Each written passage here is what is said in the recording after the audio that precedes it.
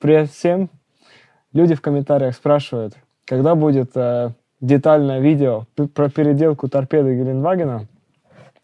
И благодарю вас за то, что вы спрашиваете такие вопросы, потому что для маленького канала, конечно, это приятно, когда люди ждут следующих серий. Но вот сейчас я вам покажу прогресс. А прогресс есть.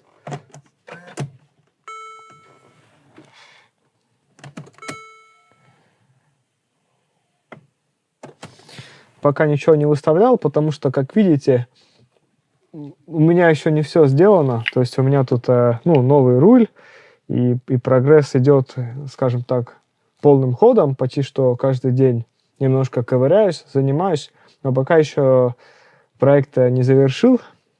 И те, кто в Инстаграме подписаны, может, просто видите то, что я там иногда выставлял видео, как я уже с новой торпедой и с командом езжу по городу, но это все еще не готово. Сделал, перепаял руль, установил приборку.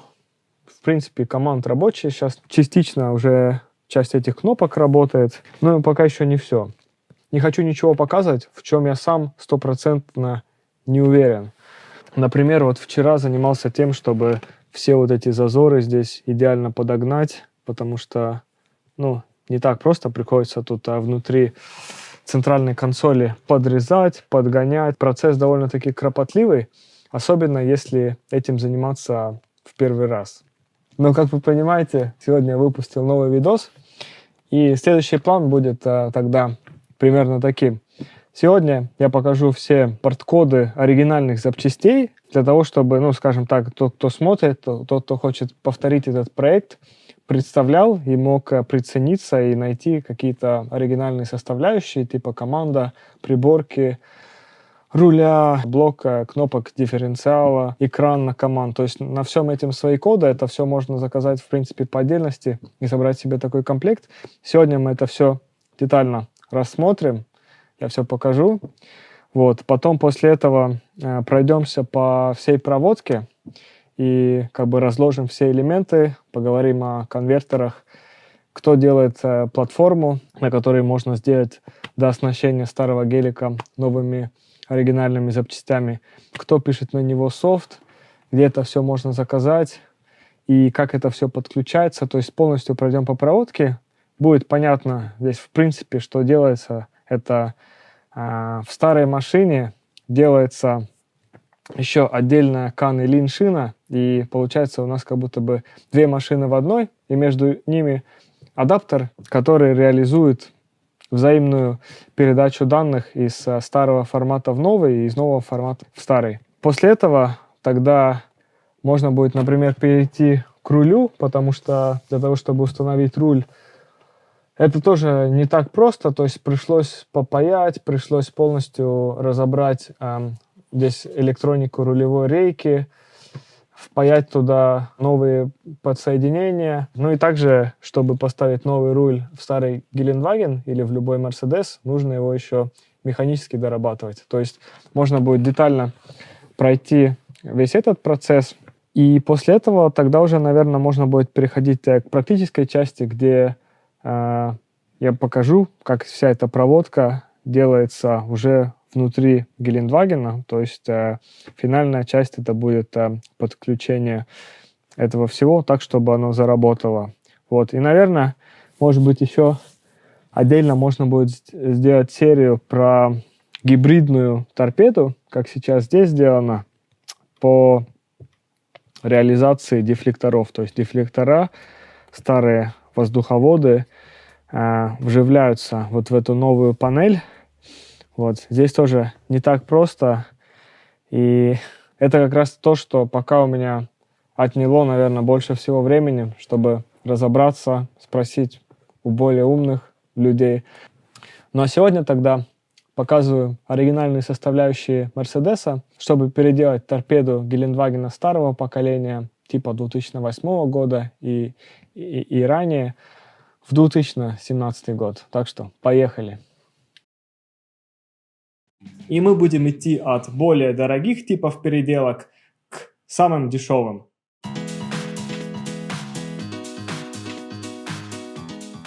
Сначала я отдельно... Ну что, друзья, как вы могли понять, какой бы тип переделки торпеды Гелендвагена не был бы выбран, техническая основа и начинка у всех этих вариантов одна и та же. Это оригинальные запчасти от торпеды более нового Мерседеса.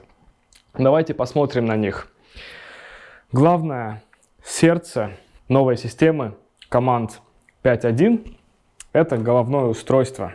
Знатоки запчастей Мерседеса уже, наверное, заметили по порткоду, что эта запчасть на самом деле не с Гелендвагена. Это с Мерседеса GL или GLS. И это не просто так, это не просто так. Это на самом деле с причиной. Дело в том, что на Гелендвагенов 2008 года, начиная там даже примерно с начала нулевых, стоял усилитель Die Harman Becker. более старого образца. Оригинальный команд 5.1 с Гелендвагена с этим усилителем просто так не работает. То есть там нужно дорабатывать, и эта доработка не дешевая. А, например, головное устройство с GL и с GLS, оно работает, и получается, что дешевле поставить такое, но визуально оно выглядит абсолютно точно так же. Просто дополняется прошивка от Гелендвагена для того, чтобы на нем было изображение Гелендвагена в меню. Также можем видеть великий немецкий автопром, но если вчитаться, Mitsubishi Electric Corporation Made in Japan. Вот вам и немецкий автопром. Но, с другой стороны, по крайней мере, приборная панель у нас бошевская, оригинальная, так что давайте посмотрим на нее. По сравнению с предыдущим типом приборной панели, это, конечно, большой скачок вперед. Здесь, мне она очень нравится, как она выглядит. Здесь у нас большой дисплей, здесь сверху маленький цветной дисплей, здесь на AMG версии отделка карбоном, вот, стрелки с классной подсветкой. Мне очень нравится такой вариант. Конечно же, на все, как всегда, порткоды в описании. Но давайте вернемся к команду.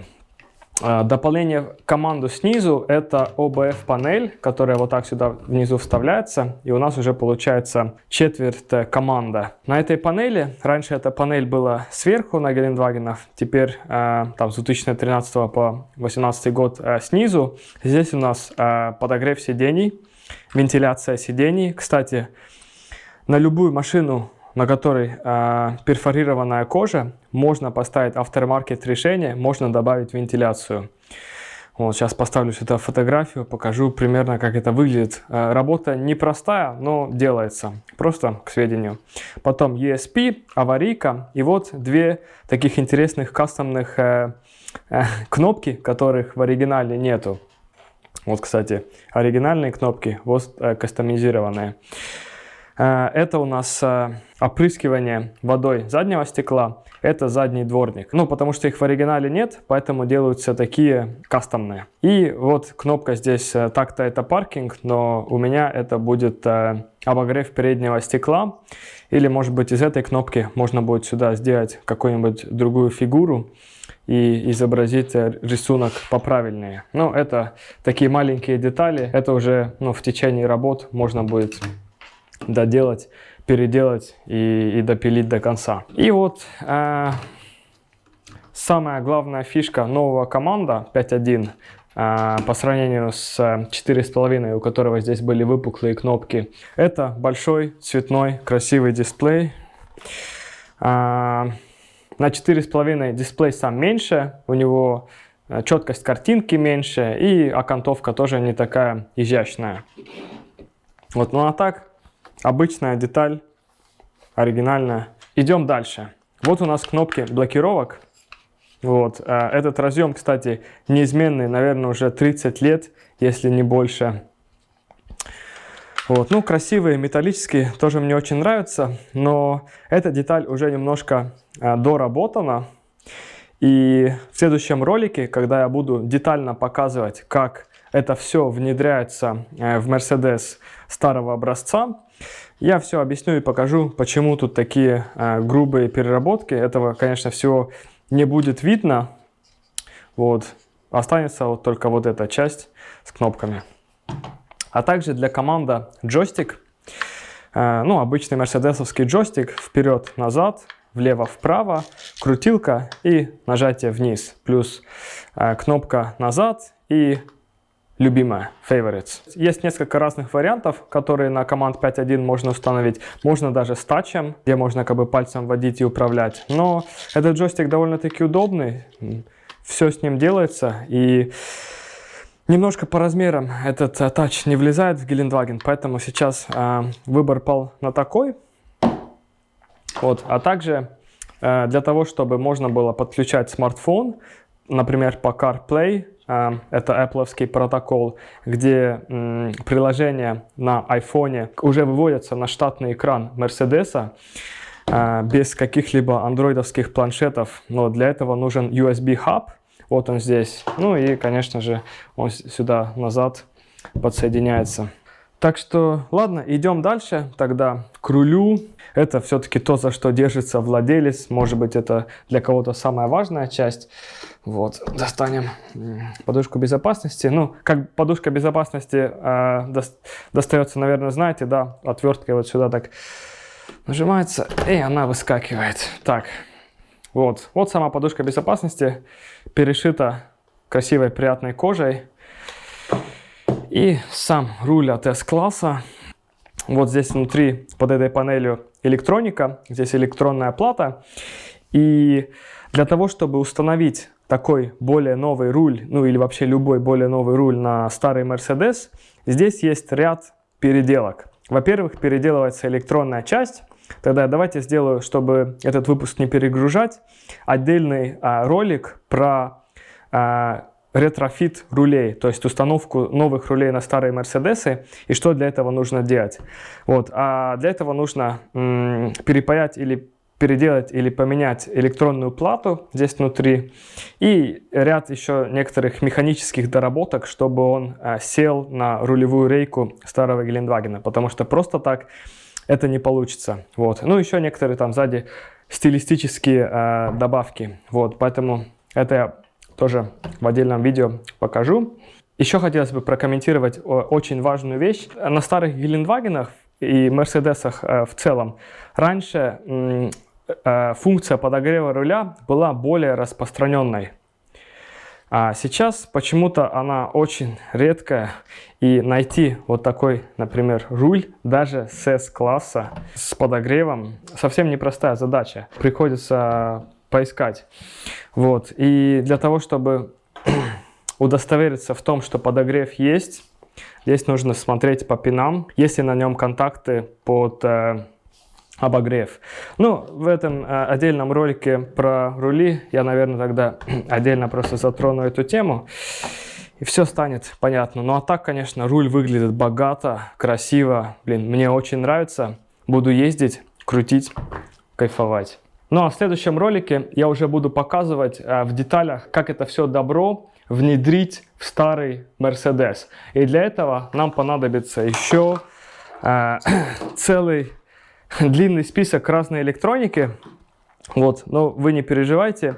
Если вот так посмотреть на все это дело, может показаться, что все это сложно. Но на самом деле, если все это разложить на отдельные узлы и, допустим, пройтись вот по каждому проводку так и объяснить, куда и почему он идет, на самом деле это все не так сложно, если смотреть на все эти узлы по отдельности. Поэтому ставьте подписку, ставьте лайк. Это будет эксклюзив, такого на YouTube нет.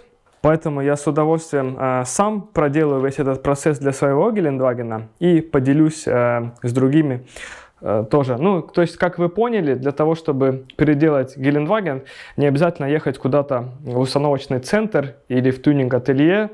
Я из маленькой страны, у нас в городе, в Таллине, никто абсолютно во всем городе не может, ну, абсолютно никак с этим помочь. То есть, все только репу чешут, разводят руками. Поэтому приходится делать самому. Пришлось немножко как бы поразбираться в этом, понять, как это устроено, как это работает. Вот, то есть для тех, кто вдали от Москвы, от Арабских Эмиратов, от Лос-Анджелеса, и раздобыть совсем немного электроники в специализированных местах. И это все можно будет установить, поэтому я и поделюсь, конечно, где я это все раздобыл. Разные компании предлагают разные решения. Про плохие я просто не буду говорить, а про хорошие, конечно, скажу, посоветую, где это все можно приобрести.